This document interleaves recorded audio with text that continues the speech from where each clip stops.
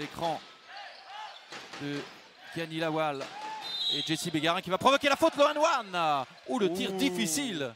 Les Choletais récupèrent un nouveau rebond offensif et Boris Dalot, dos au panier, qui réussit. Oh, il a été contré. Magnifique contre de Jean-Philippe Daly qui est venu en renfort. Il faut continuer comme ça à les agresser. Ils ont du mal à défendre sur toutes les attaques à l'intérieur. Il faut en profiter.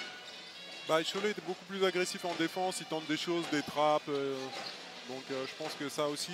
Mais ils font des bonnes fautes qui n'amènent pas forcément des paniers.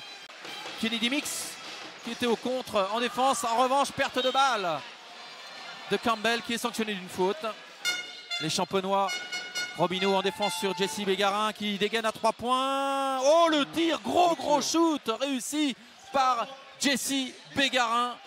L'un des meilleurs passeurs du championnat de Betclic Elite. Jesse Bégarin, la superbe passe justement. Passe à Dominique Artis, l'écran de Nils Sako. Gouloussina qui lui donne le ballon et il est passé devant et le 1-1 pour Nils Sako. La faute commise par Makoundou, me semble-t-il. C'est la 3e. Alors on va voir si c'est Boris Dalot, c'est sa première.